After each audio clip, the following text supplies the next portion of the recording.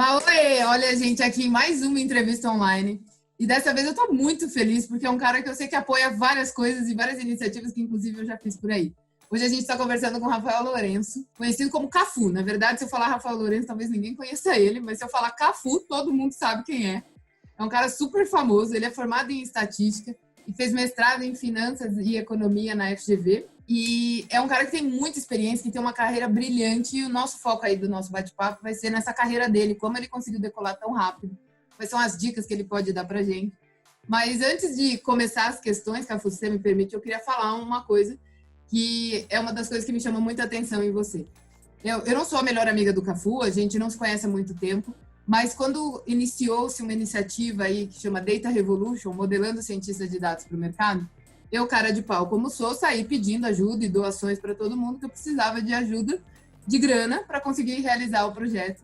E o Cafu, que era um cara distante, de repente apareceu, investiu uma super grana do próprio bolso e o melhor ainda, trouxe a empresa dele para nos ajudar, aonde até o presidente da empresa vai com a gente no evento, participa, pagam lá o happy hour, que os alunos ficam loucos e a gente se diverte loucamente no momento final do evento. Então, é um cara que, o pouco que eu conheço, eu sei que ele é muito focado em ajudar o próximo, em aproveitar o crescimento das pessoas, incentivar o crescimento do lado humano. Então, é um cara que eu já admiro muito. E uma outra coisa que me chama muita atenção no Cafu é o fato de que ele realmente é completamente apaixonado pelo que faz, mas não só apaixonado pelo que faz, como no aonde faz. Então, ele tem vários amores, e é disso que a gente vai falar aqui um pouquinho hoje. Cafu, muito obrigado pelo seu tempo. Agradeço demais. Seja bem-vindo. E para a gente começar, eu já vou começar fazendo uma pergunta bem direta, que é relacionada a essa paixão que você tem. E você teve uma carreira muito brilhante e um crescimento muito rápido. Então, você saiu de júnior e virou VP num tempo absurdo, um tempo recorde. E aí eu queria que você contasse resumidamente um pouco dessa sua história e depois eu vou destrinchando em perguntas para a gente entender como é que consegue fazer isso.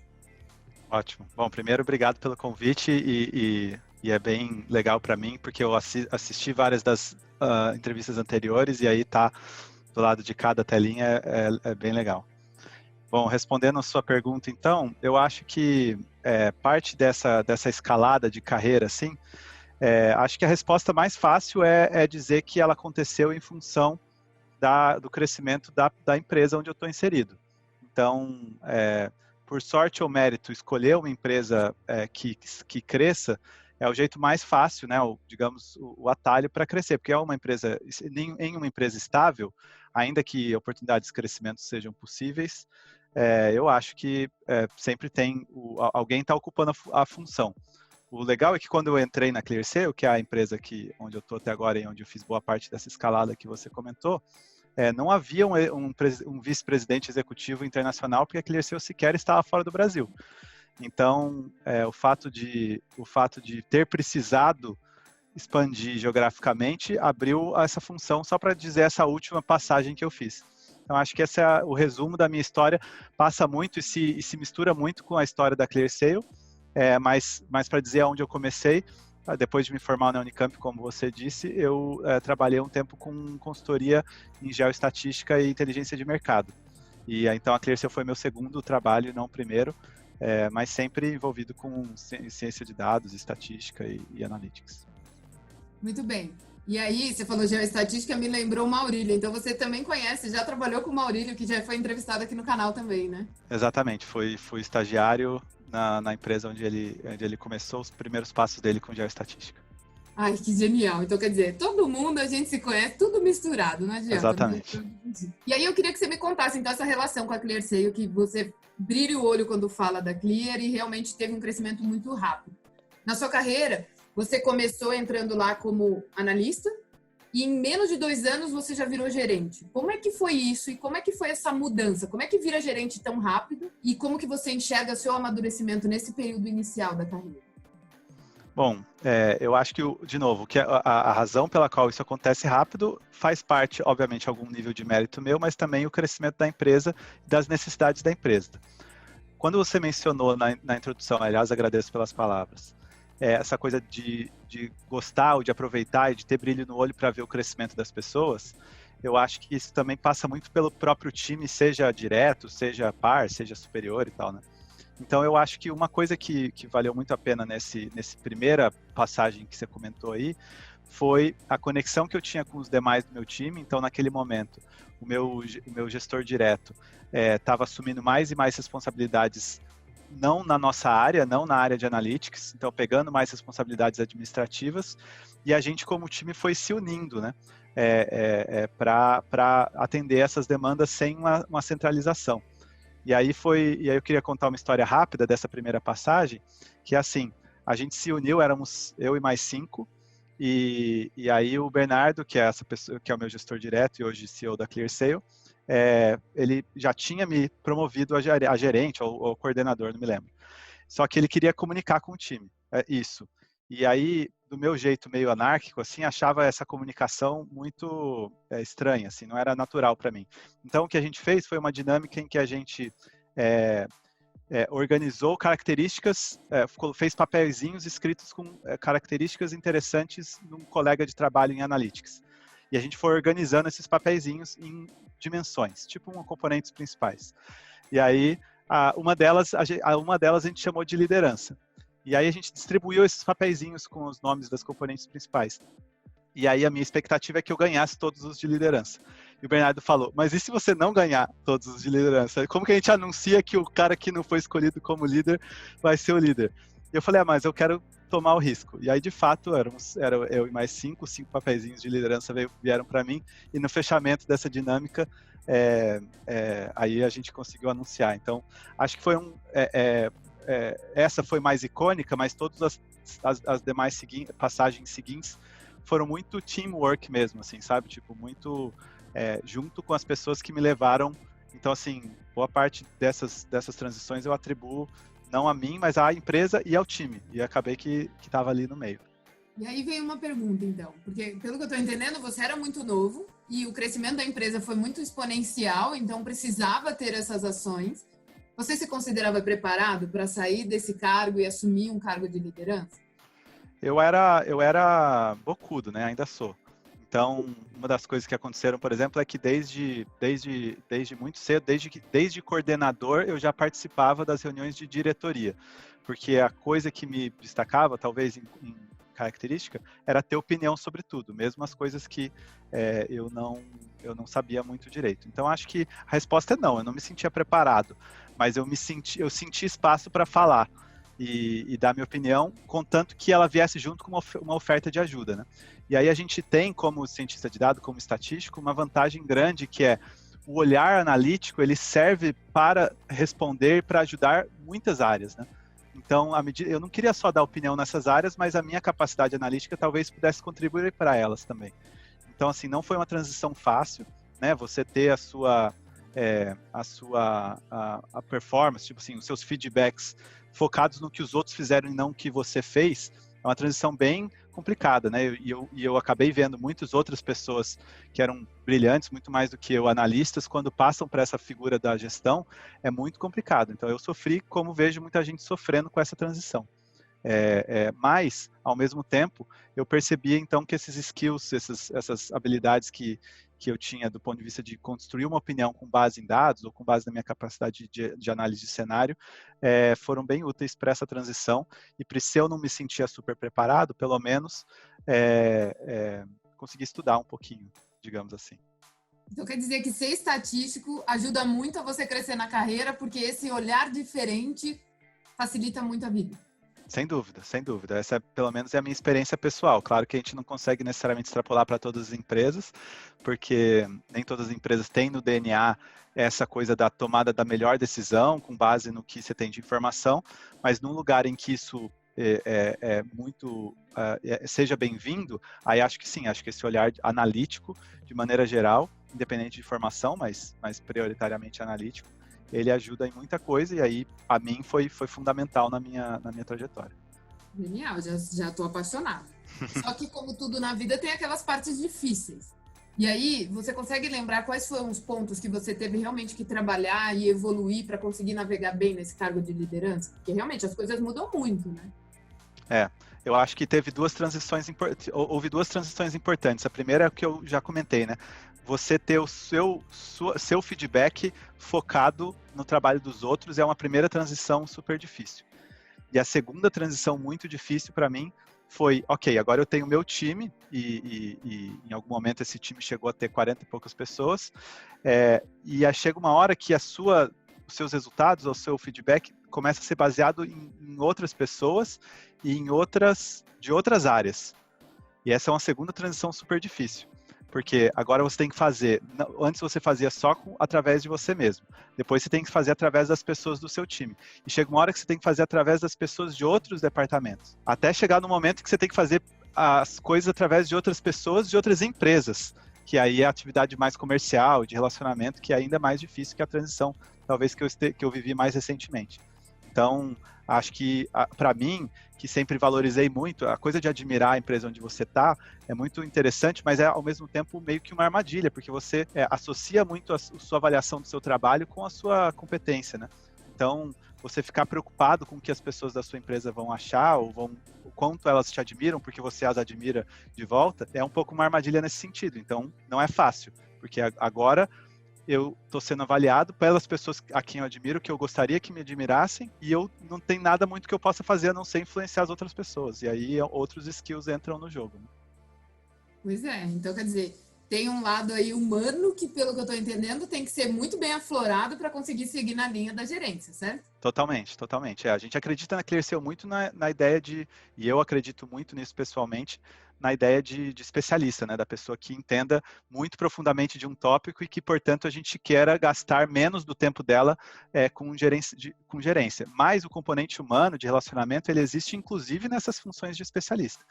Então, acho que inevitavelmente a gente vai se relacionar com pessoas e eu diria que essa é uma atividade ou uma capacidade que vai independer da sua função ou do seu departamento, vai ser importante, claro que em escalas diferentes. E você teve algum desafio nesse sentido do comportamental? Você trabalhou isso? Você fez algum curso? Você fez coach? Sei lá, você teve algum monitoramento nesse lado? Ou o instinto aí te aflorou e fluiu bem? Olha, acho que tem uma coisa que vale dizer que eu roubei um pouquinho, porque boa parte das pessoas que trabalharam comigo por muito tempo e que trabalham até hoje são meus amigos pessoais, né?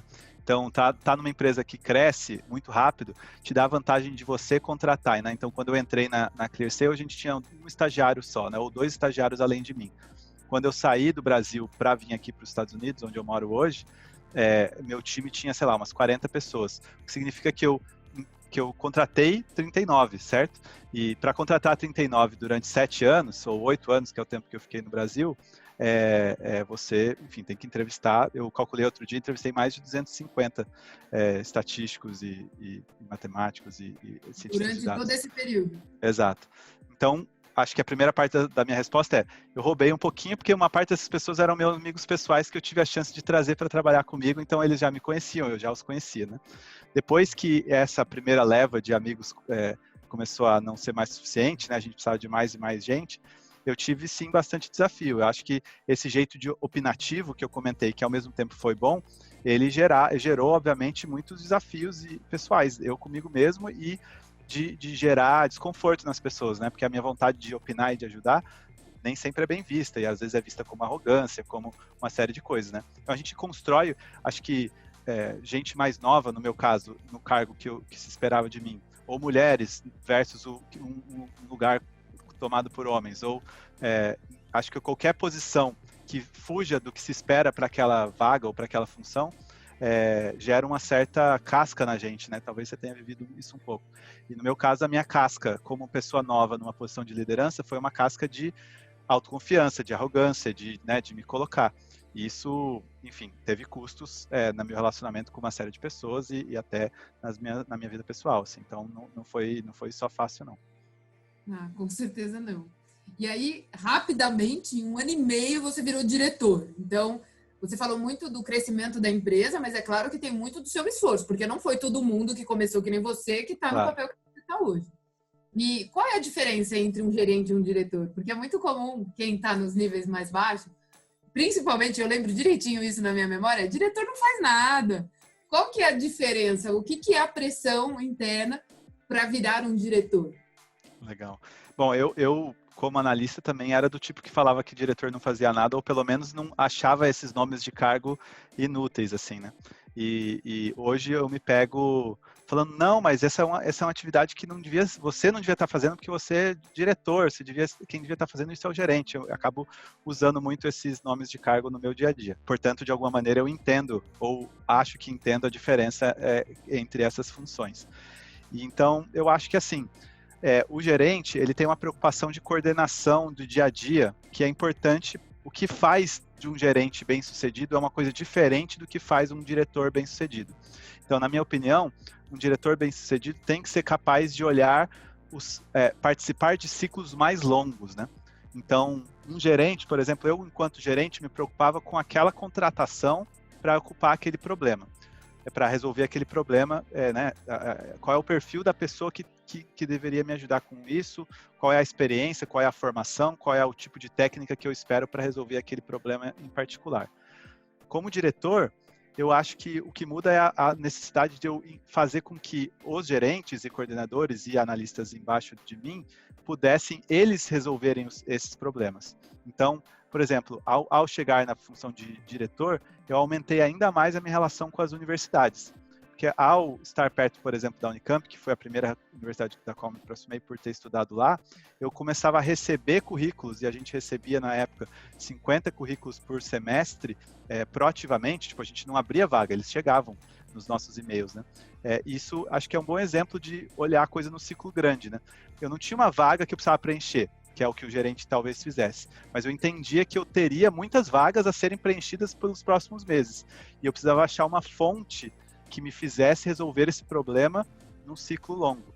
E eu acho que isso fomentou, e até hoje, eu acho que essa minha visão de entender que a proximidade com as universidades nos faria sustentar esse crescimento rápido que a gente precisou, é uma visão que existe até hoje, é uma visão, na minha opinião, modéstia à parte, típica de diretor, né? Então, eu acho que é um bom exemplo da diferença desses dois cargos.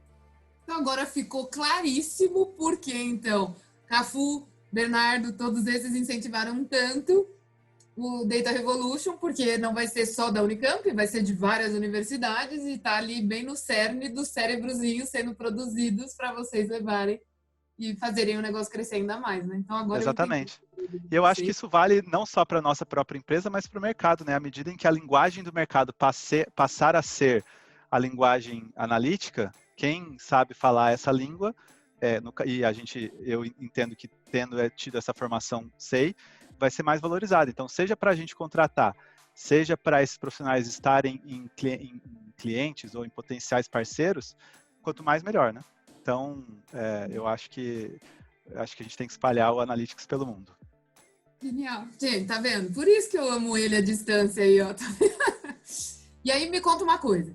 Então, você estava ali no papel de diretor, e aí também, em 3 anos, você migrou para VP e assumiu um papel totalmente diferente, indo para outro país, fazendo com que a empresa expandisse, saindo só do Brasil, indo para outro lugar.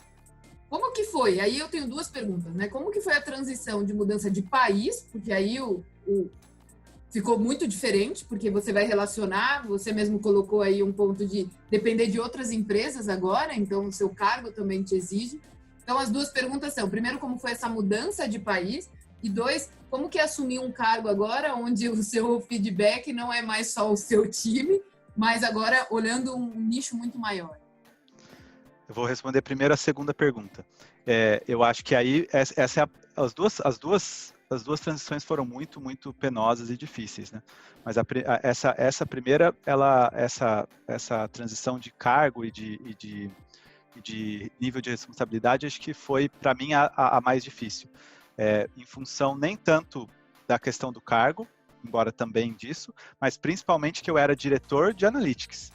Então, eu estava ali na minha zona de conforto. Todo mundo que estava naquela equipe fazia uma coisa que, eventualmente, eu poderia fazer bem pior que aquelas pessoas, mas eu sabia, já tinha feito alguma vez, né? Então, meu papel era conseguir que elas fizessem muito melhor do que eu faria, mas eu tinha uma capacidade de avaliar o trabalho delas, tecnicamente, que não se replicou quando, ao me tornar o líder dessa unidade de negócio aqui nos Estados Unidos, eu tenho áreas de marketing, de vendas, de TI, e financeiro e administrativo. Então, são coisas que eu nunca fiz na vida, e aí é um outro tipo de liderança, né? Eu tive que desenvolver, porque a minha liderança, ela passava, o meu estilo de liderança passava muito por as pessoas reconhecerem em mim alguém que eventualmente poderia fazer o que elas estavam fazendo, ou que já fez, ou que pode contribuir tecnicamente, né? A coisa da formação e tudo.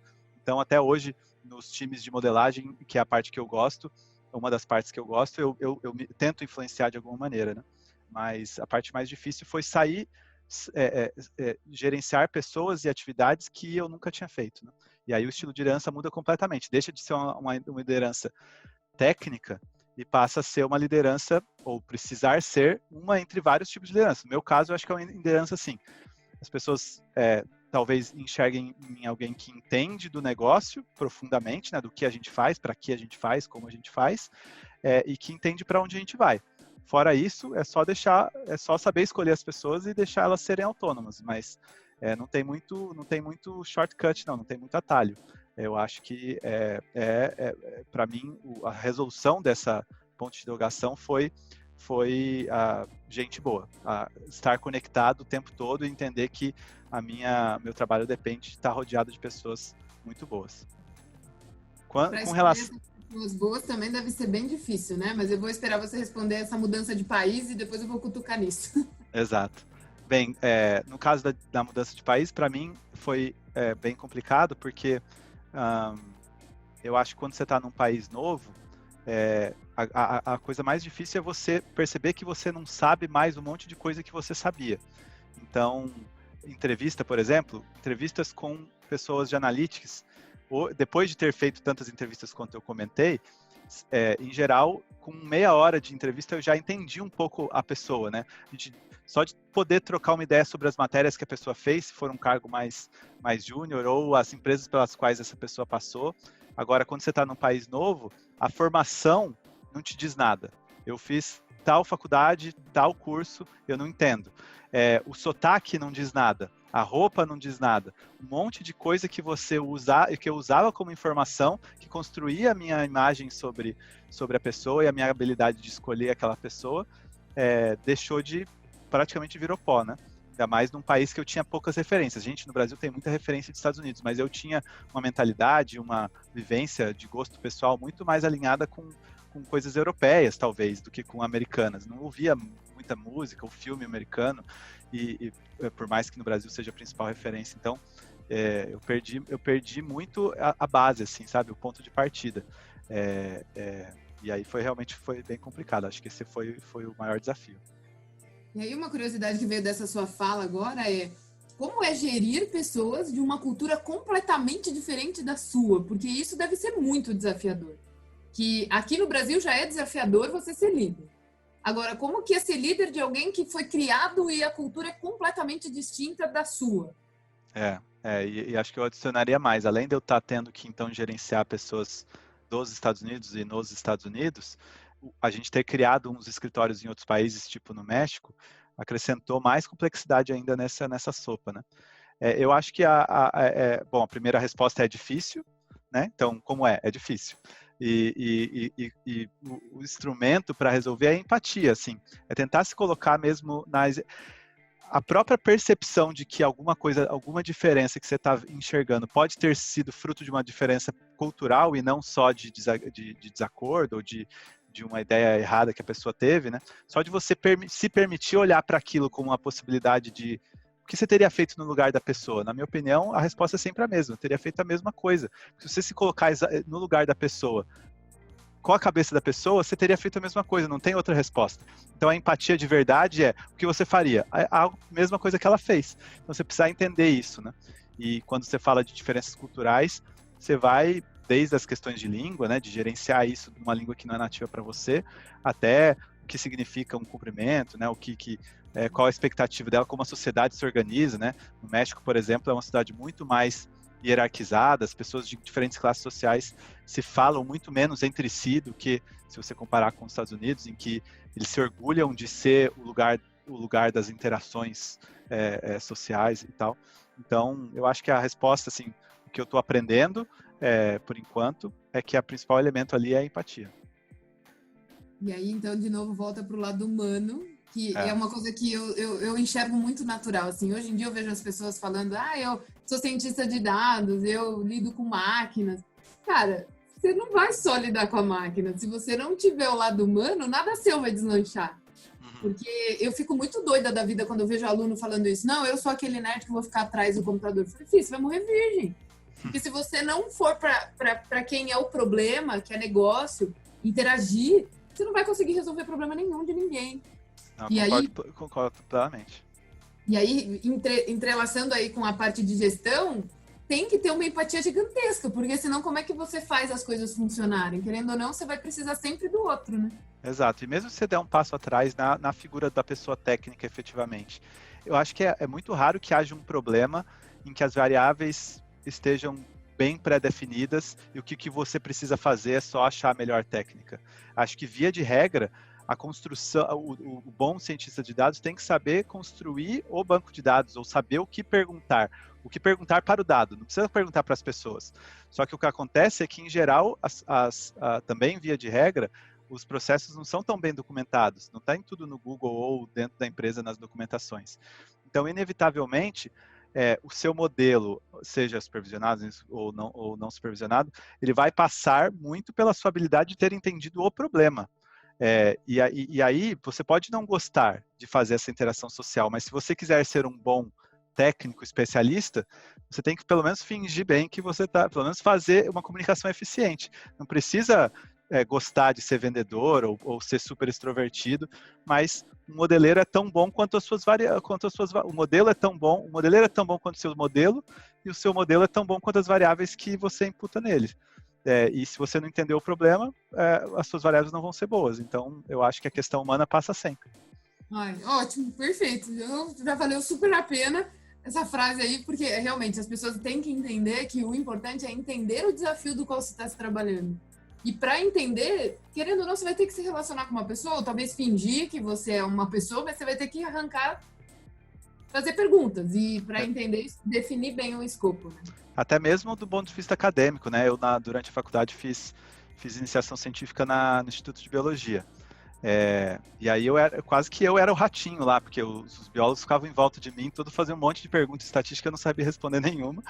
Mas o fato de eu ter efetivamente cuidado dos ratinhos que eu cuidava na época e feito a ração deles com mais e menos proteína, que fez eles gerarem mais ou menos um determinado hormônio, que aí sim, no fim das contas, eu fui fazer o meu modelo, me fez achar muito mais fácil as variáveis desse modelo, muito mais intuitivamente.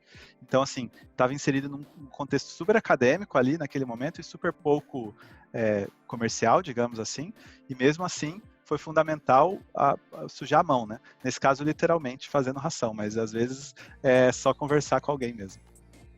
Genial. Cafu, agora eu tô bem curiosa, quais são, porque assim, você comentou o seguinte, que quando você estava aqui no Brasil, você já tinha até um algoritmo, né, prontinho ali, de quais são as coisas que eu olho, eu observo num candidato para eu poder dizer se aquele cara vai performar bem no meu time. Então você avaliava tanto o lado técnico quanto o lado também humano, para ele poder ver se encaixava com a sua galera. Quando você foi aí para fora, se seu modelo perdeu muita performance, que nem você comentou, Total. suas variáveis foram vazando, e aí já era. Como que você fez para reajustar isso? E hoje, qual é o critério que você usa? O que define um bom profissional para passar no crivo do Cafu? Eu acho que eu perdi muitas variáveis, então eu tive que agarrar mais com as que sobraram. Então, o que foi especialmente um desafio, porque para mim, pessoalmente, o meu jeito de enxergar as coisas e as pessoas passa muito pela relação que a pessoa tem com o trabalho.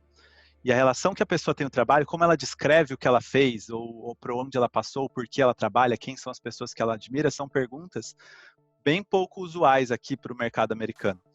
Então, as primeiras entrevistas que eu fiz, bom, e acho que vale mencionar também que um dos jeitos que eu fiz para refinar esse modelo que ficou muito pior foi aumentar o tamanho da amostra.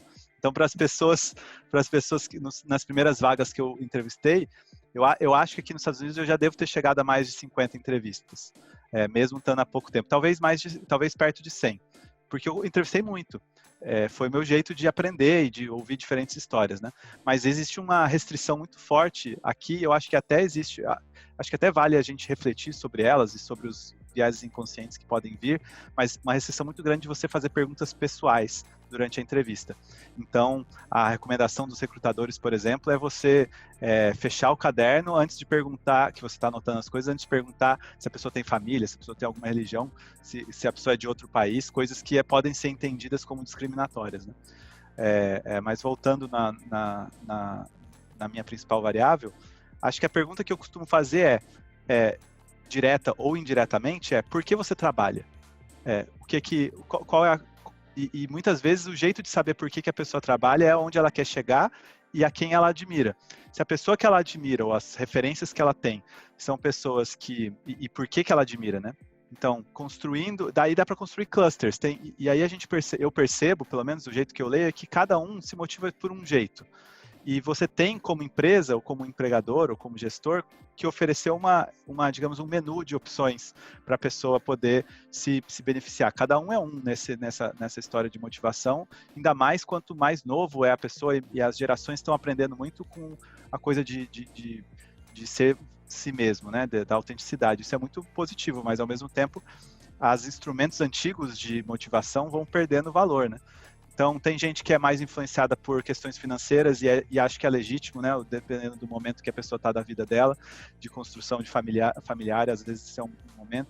Tem gente que gosta da entrega, então fica feliz quando termina. Tem gente que fica feliz no processo. Putz, enquanto eu estava fazendo, as pequenas descobertas no meio foram o que me motiva. E aí, ao entender o que a pessoa gosta, onde está o tesão da pessoa, onde está o que ela realmente gosta, é mais fácil de alocar ela naquela função. Porque existem funções que dão mais dinheiro, existem funções que o processo é o mais legal, existem funções que a entrega é o mais legal, existem funções em que a interação com as pessoas é mais legal, e aí você tem que fazer um match, né? Tem que alocar a pessoa à função, ou à vaga, ou ao time, e acho que é um pouco assim que a minha cabeça funciona. Cara, é muito incrível ver o quanto vocês da Clear têm umas ideias muito parecidas e o quanto realmente as coisas funcionam porque pensam igual. E aí fazem o barquinho andar de uma forma muito bem feita. Parabéns, viu? Isso é realmente admirável demais. E aí a gente falou muito dos amores e ficou muito claro durante todo o tempo que você é apaixonado por estatística, porque você vive ela, você sente ela, é visível em toda a sua fala, e o quanto você gosta do lugar que você trabalha. Mas eu sei que você gosta de outras coisas também, e aí eu fui perguntar para alguns amigos seus, que têm mais contato, estão mais ligados a você, algumas coisas diferentes sobre você para colocar aqui. E me disseram que o seu mestrado você fez um trabalho muito diferente. Aí eu falei, mas da onde ele tirou essa ideia? Conta pra gente um pouquinho o que foi que você fez no mestrado e o que te motivou aí por esse caminho. Boa. Bem, eu fui fazer mestrado em economia porque eu queria uma certa combinação das habilidades e do meu pensamento analítico com uma questão mais de humanas. Quando eu encontrei o mestrado em finanças e economia, eu na verdade encontrei uma coisa muito mais pesada em analytics, em cálculo, em questões matemáticas, que não foram super problemáticas para mim, porque eu tinha uma graduação forte nesse aspecto, mas que não me deram tanto prazer, não era o que eu estava procurando tanto. Então, quando chegou na hora de fazer a dissertação de mestrado, eu queria achar essa coisa esse prazer, esse tesão que eu não tinha achado durante o curso. E aí eu fui procurar um professor, que é o professor Sami Dana, que ele até foi da Globo News e tal, que é para ser meu orientador. Eu não sei onde ele está agora, mas ele tem um livro de estatística junto com o Laredo, de estatística básica. Então é um cara que é economista, mas gosta muito de estatística e analytics também. E aí eu fui procurá-lo porque ele tinha um trabalho com criatividade. Ele é músico também, e aí eu já tinha visto uns artigos dele com coisa relacionada à criatividade. Aí eu entrei na sala dele e a gente conversou sobre isso. Ele percebeu que eu tinha, então, essa paixão por analytics, que desse ponto de vista intuitivo, não é tão comum em mestrados de finanças, né? Porque as pessoas são muito analíticas, mas às vezes menos intuitivas e mais procedimentais, né? E acho que com isso eu consegui, então, convencê-lo da gente tentar fazer uma coisa diferente. E aí foi quando ele trouxe estudos que ele já tinha tido sobre como uma ideia se cria. O que faz de uma ideia melhor do que a outra. E aí o que a gente fez, e ele sendo músico e eu sendo apaixonado por música, o que a gente combinou essas paixões todas, né? A gente fez uma análise de redes sociais, então uma técnica diferente, que pelo menos naquela época não estava sendo tão usada ainda, e tentou correlacionar a posição central de compositores nas redes sociais de um determinado movimento musical, que nesse caso era a Bossa Nova, com a habilidade deles de criar músicas que se tornaram muito famosas ou que se tornaram hits. Então, primeiro a gente construiu a rede, então alguns caras, sei lá, Tom Jobim, Vinícius de Moraes foram ficando no meio dessa rede e tendo graus de centralidade altos, e depois viu, as músicas desses caras foram mais ou menos bem sucedidas, do ponto de vista de vendagem, né? O que pode, algum músico mais purista pode não chamar isso de ser bem sucedido, mas especificamente do tipo, em vendagem ou em classificação num determinado songbook lá de Bossa Nova. E aí foi isso. Então, no fim das contas, eu li um artigo. O artigo base da minha dissertação era sobre criação de ideias para uma empresa. Então, o cara, nesse artigo base, que é um artigo bem legal, ele debate, ele faz um experimento de saber qual das áreas de uma empresa grande, multinacional, tem as melhores ideias. Então, ele constrói um comitê e pergunta para as áreas darem ideias. E aí, ele vai descobrir quais áreas. E ele descobre que a área que tinha melhores ideias era a área de compras. E aí, ele foi tentar descobrir por que a área de compras tinha as melhores ideias. E a conclusão que ele tirou é porque a área de compras se conecta com todas as áreas para fazer as compras dessas áreas. E ao se conectar com essas áreas, ela descobre buracos e conecta coisas. Uma ideia sempre vem de conectar duas coisas que não estavam conectadas antes. E se você está numa posição central na rede social, e aí daí vem a técnica de análise de redes sociais, isso te dá mais habilidade para ter uma ideia boa. E a gente aplicou isso para o mundo da música e as conclusões foram positivas também, ou seja, havia evidência significativa de que ter mais conexões, ou seja, compositores que compuseram músicas com mais diferentes outros compositores, eram também aqueles que fizeram as músicas mais bem-sucedidas. Genial, sensacional. Você sabe que eu dou aula de SNA, que é o Social Network Analysis, que você comentou aí, e você contando tudo isso me remeteu a Fernanda Corrêa, que foi uma aluna minha na FIA, nesse curso, e ela usou o seu trabalho como referência para o dela, porque ela fez com os bonecos da Marvel, mas o seu trabalho estava como referência no trabalho do dela. Ah, que legal. Agora me lembrou a memória. Eu já li a sua dissertação de mestrado, exatamente para poder usar de exemplo em sala de aula, então saiba que eu já falo de você, só não associe o nome à pessoa, porque para mim você é o Cafu e não o Rafael Lourenço, que escreveu o material. Bom, que eu dá uma certa vergonha de ter a minha tese lida, né, que é quase nosso filho sendo visto, mas eu fico feliz. Então saiba que eu já li, a Fernanda usou muito e tem vários outros alunos que usaram, porque eu também coloco na minha referência. Que legal. Então, agora eu associei o nome à pessoa, estou em choque. Sensacional. Cafu, muito obrigada pelo seu tempo. Então, para fechar, eu queria que você me contasse que dica você daria para o Cafu quando ele começou a carreira. Então, colocando no papel de uma pessoa que está no início de carreira e que tem a vontade de ser o Cafu hoje. Qual dica você daria para essa pessoa, até para ela surfar melhor e mais fácil? Bom, uma coisa que eu acho que eu fiz bem primeiro, e aí eu parabenizaria o Cafu de 2000 e alguma coisa era pensar muito nesse assunto, pensar o que é que eu gosto. Então, por exemplo, eu quando saí da faculdade, eu não sabia o que eu queria fazer, né? Que tipo de empresa eu queria estar, ou que tipo de técnica eu queria aplicar, ou qualquer coisa assim. Mas eu sabia que eu queria uma empresa pequena, porque eu já era afeito a dar opinião em várias coisas. Então eu percebia que essa era uma habilidade pouco explorada por empresas grandes e muito explorada por empresas pequenas, ou pelo menos valorizada, né? Então acho que aquilo foi uma coisa bem inteligente da minha parte e que eu recomendo que as pessoas façam, né? Procurar o que será que te faz feliz e para funilar um pouquinho as possibilidades, né? De busca. Nesse caso, o meu não era nem uma questão de qual tipo de empresa, era só o tamanho da empresa, ou qual tipo de vaga, ou tem gente que se quer muito morar em alguma cidade, ou não morar em São Paulo, não morar no Rio, quer morar numa cidade interior, eu acho que é uma boa restrição, ou quer morar, ou quer trabalhar menos, então, acho que existem empresas e vagas para todo tipo de desejo, né? Então, acho que essa é uma coisa que eu acho que o Cafu lá de trás fez bem. Uma coisa que eu talvez recomendasse para fazer diferente, acho que é um pouco de humildade de perceber. que, às vezes, as pessoas que estão em determinados cargos mais altos, elas não têm uma dimensão muito desenvolvida, por exemplo, a dimensão analítica ou de lógica, então a comunicação dela vai parecer inconsistente, e aí eu, naquele momento, eu era revoltado, como alguém é um diretor e não consegue falar, não consegue entender esse problema, não consegue perceber esse outro problema acontecendo, e aí talvez o conselho que eu desse naquele momento era que existem tantas outras inteligências, e quanto mais eu percebo que eu consegui avançar na carreira o suficiente para estar bem na frente de uma determinada curva, mais eu vejo como essa curva é pesada, como o cauda dessa curva é pesado, como tem gente muito melhor do que eu e muito à frente, que é um percentual pequeno, mas tem gente muito lá na frente. E aí você vai conhecendo essas pessoas, né, com as suas paixões e aí você vai se conectando com elas mais. Então, acho que uma coisa que eu também recomendaria a esse Cafu lá de trás era que desde cedo se conectasse com as pessoas que estivessem apaixonadas por algo, porque em algum momento aquela paixão vai servir, seja uma paixão acadêmica, seja uma paixão por um determinado tema, vai ser útil, assim, e se conectar e se manter conectado com essas pessoas da faculdade, dos primeiros empregos, foi super importante para mim. Se eu tivesse feito mais, acho que teria sido mais legal ainda. Genial. Então, o que fica aqui no ar é amor, porque ficou muito claro quanto esse amor é importante para a gente ter sucesso no que faz e ser feliz. E toda essa aula aqui foi sensacional. Eu achei sensacional a forma como você anunciou que foi promovido, correndo risco.